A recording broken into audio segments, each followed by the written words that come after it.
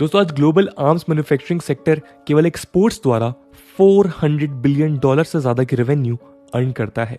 World की अलग अलग कंट्रीज आज बढ़ते जियोपॉलिटिकल डिस्प्यूट और वल्नरेबिलिटीज को टैप करते हुए अपने डिफेंस प्रोडक्शंस को बूस्ट प्रोवाइड करने की कोशिश कर रही हैं।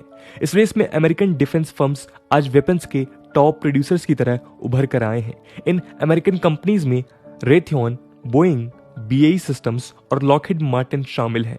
दोस्तों यूएस की इन कंपनीज में लॉकहीड मार्टिन एक लीड रोल प्ले कर रही है, जो आज वर्ल्ड की टॉप आर्म्स मैन्युफैक्चरर में से एक है। 2020 में लॉकहीड मार्टिन ने $65.4 बिलियन की रेवेन्यू आर्म्स सेल से अर्न किए थे। यूएस के अलावा रशिया, इटली, यूके और फ्रांस ने भी डिफेंस मैन्युफैक्चरिंग सेक्टर को ऑक्युपाई कर रखा है, जहां उनकी इंडस्ट्रीज कई बिलियन डॉलर्स के आर्म्स हर साल एक्सपोर्ट कर प्रॉफिट जनरेट कर रही हैं। दोस्तों इंडिया पिछले 15 सालों में एक मेजर आर्म्स इंपोर्टर के तौर पे उभरा है, जिसने आर्म्स इंपोर्ट पे कई बिलियन डॉलर स्पेंड किए हैं। यदि एक्सपेंडिचर्स की बात की जाए तो यूएस और चाइना के बाद आज हमारा डिफेंस एक्सपेंडिचर वर्ल्ड का 3rd लार्जेस्ट है। बजट 2021 के अंडर डिफेंस सेक्टर को इंडियन गवर्नमेंट ने 4.78 लाख करोड़ एलोकेट किए हैं। इंडिया के बढ़ते हुए इंपोर्ट एक्सपेंडिचर ने हमें डोमेस्टिक प्रोडक्शन की ओर मुड़ने का मौका दिया है, जिसे पीएम मोदी द्वारा आत्मनिर्भर भारत इनिशिएटिव द्वारा नेसेसरी सपोर्ट मिला है। कई इंडियन PSUs और प्राइवेट कंपनीज के बीच डिफेंस मैन्युफैक्चरिंग के डोमेन में आज हम टाटा ग्रुप के राइज को देख सकते हैं, जिसकी हिस्ट्री और पोटेंशियल को देखते हुए इस बात की उम्मीदें की जा सकती हैं कि आने वाले समय में टाटा इंडिया के डिफेंस मैन्युफैक्चरिंग सेक्टर को ग्लोबल लेवल पे ले जाने की कैपेसिटी रखता है। दोस्तों हमारे आज के वीडियो का मकसद टाटा के इन्हीं पोटेंशियलिटीज और रिसेंट स्टेप्स को समझना है, जिसने इंडियन डिफेंस मैन्युफैक्चरिंग सेक्टर में एक रिवॉल्यूशन का काम किया है।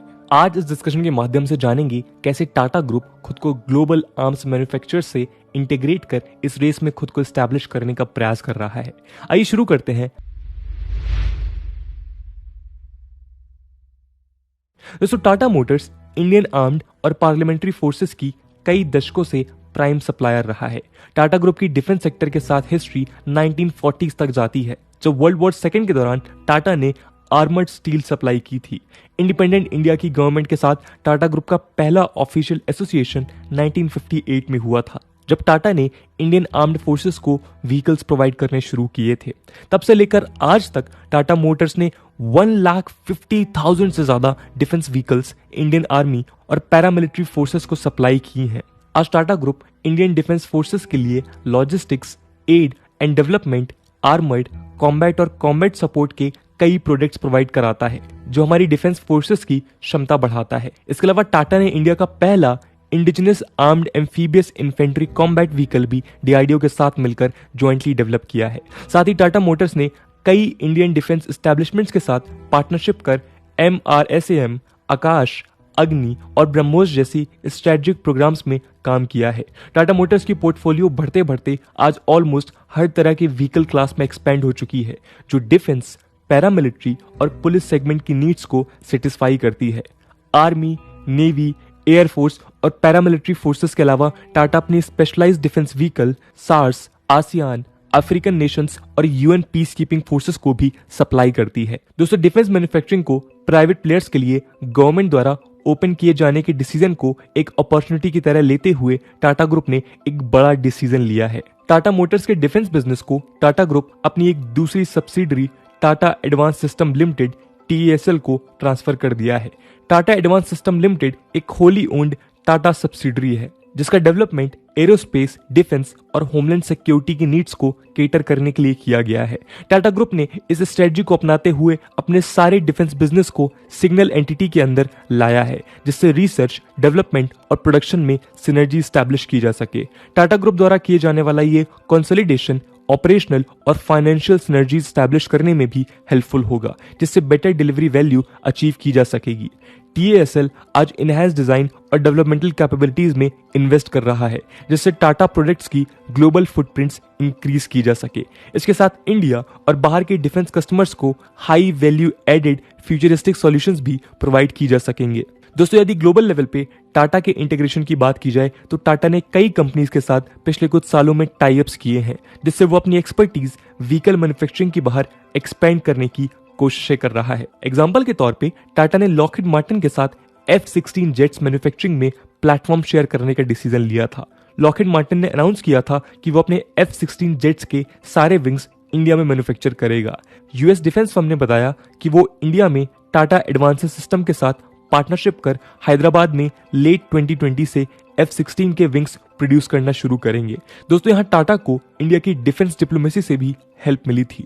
2016 में यूएस ने इंडिया को अपना मेजर डिफेंस पार्टनर डिक्लेयर किया। इसकी चर्चा इंडिया यूएस के बीच 2+2 डायलॉग्स में भी होती रही है। यूएस ने समय के साथ इंडिया को स्ट्रेटेजिक डिफेंस पार्टनर की तरह देखा है, जो रीजन में सिक्योरिटी प्रोवाइड करने का काम कर सकता है। इंडिया और यूएस के बीच ऑलमोस्ट $20 बिलियन का ट्रेड रिलेशन है, जिसमें लॉकहीड मार्टिन और टाटा द्वारा किए जाने वाली कॉपरेशन एड ऑन का काम करेगी। इसके अलावा रिसेंटली टाटा और एयरबस ने भी C295 मिलिट्री एयरक्राफ्ट को मैन्युफैक्चर करने की डील की है। दोस्तों, रिसेंटली सेंट्रल गवर्नमेंट द्वारा ली गई कई इनिशिएटिव्स में से एक ने इस डील के रूप में अपना इम्पैक्ट दिखाया है। टाटा और एयरबस आने वाले समय में इंडिया में C295 एयरक्राफ्ट्स मैन्युफैक्चर करने वाले हैं। उत्तर प्रदेश में प्रपोज्ड इस प्लांट में 40 मिलिट्री एयरक्राफ्ट्स मैन्युफैक्चर किए जाएंगे और रेस्ट 16 यूरोप से ट्रांसपोर्ट किए जाएंगे। दोस्तों, C295 मिलिट्री एयरक्राफ्ट्स का यूज डिफेंस फोर्सेस द्वारा वेपन्स और इक्विपमेंट्स को ट्रांसपोर्ट करने में किया जाता है। टाटा ग्रुप ने आने वाले 10 सालों में इन एयरक्राफ्ट्स को मैन्युफैक्चर करने का टारगेट सेट किया है। यह आज तक की इंडिया में सबसे बड़ी प्राइवेट मिलिट्री मैन्युफैक्चरिंग ऑर्डर है। इस डील को सपोर्ट इंडियन गवर्नमेंट के मेक इन इंडिया इनिशिएटिव द्वारा किया गया था। इसका अल्टीमेट एम इंडिया को सेल्फ रिलायंट या आत्मनिर्भर बनाना है। टाटा और एयरबस द्वारा बनाए जाने वाले ये C295 इंडियन एयरफोर्स के एवरो एयरक्राफ्ट फ्लीट को रिप्लेस करेंगे। यदि एयरबस की बात की जाए तो ये यूरोप की लार्जेस्ट स्पेस कॉरपोरेशन है, जिसने कई सालों से इसरो के साथ भी कोलैबोरेशंस किए हैं। इसके अलावा कुछ समय पहले टाटा एडवांस सिस्टम ने GE एविएशन के साथ कोलैबोरेट कर यूएस के CFM इंटरनेशनल के लीप इंजन्स के कंपोनेंट्स असेंबल और मैन्युफैक्चर करने की डील भी की थी। इस डील के साथ टाटा के GE के साथ मिलिट्री इंजन और एयरक्राफ्ट सिस्टम्स की मैन्युफैक्चरिंग को लेकर कोलैबोरेशन करने की उम्मीदें बढ़ गई हैं। 2016 में भी टाटा एडवांस सिस्टम्स ने यूएस बेस्ड बेल हेलीकॉप्टर्स के साथ कॉन्ट्रैक्ट साइन किया है, जिससे वो कोलैबोरेट कर नेवल चॉपर्स को डेवलप और असेंबल कर सके। 2014 में टाटा सन्स ने इन डेवलपमेंट्स के लिए $35 बिलियन की इन्वेस्टमेंट अनाउंस की थी, जिससे आने वाले 3 सालों में वो अपने डिफेंस मैन्युफैक्चरिंग को एक्सपेंड करने वाले थे। इस एक्सपेंशन के साथ टाटा ने भारत फॉर्ज और US based general dynamics land systems के साथ टाई अप किया था, जिससे इंडिया के future infantry combat vehicles project को नई बूस्ट प्रोवाइड की जा सके। दोस्तों, जहां एक और ये डील्स इंडिया की डिफेंस मैन्युफैक्चरिंग सेक्टर को बूस्ट प्रोवाइड करेंगी, वहीं दूसरी ओर ये इंडिया के एक्सपोर्ट्स एक्सपेंडिचर को भी कम करेंगी। दोस्तों, इन सब के अलावा टाटा द्वारा लिए जाने वाले ये स्टेप्स इंडिया के लिए दूसरे कई मायनों में बेनिफिशियल हैं, जो आने वाले टाइम में हमें इंपोर्ट पर और फॉरेन कंट्रीज पर कम डिपेंडेंट बनाएंगी और एक स्ट्रेटेजिक एज भी प्रोवाइड करेंगी। सबसे पहले तो टाटा द्वारा किए जाने वाला ये टाई अप्स और कॉन्ट्रैक्ट्स इंडिया में न्यू टेक्नोलॉजी के एक्विजिशन के लिए हेल्पफुल होने वाली हैं। हमारी डिफेंस इंडस्ट्री टेक्नोलॉजिकल बैकवर्डनेस से सफर कर रही है, जिसके कारण हमें अपनी नीड्स को केटर करने के लिए फॉरेन मशीन्स इंपोर्ट करनी पड़ती हैं।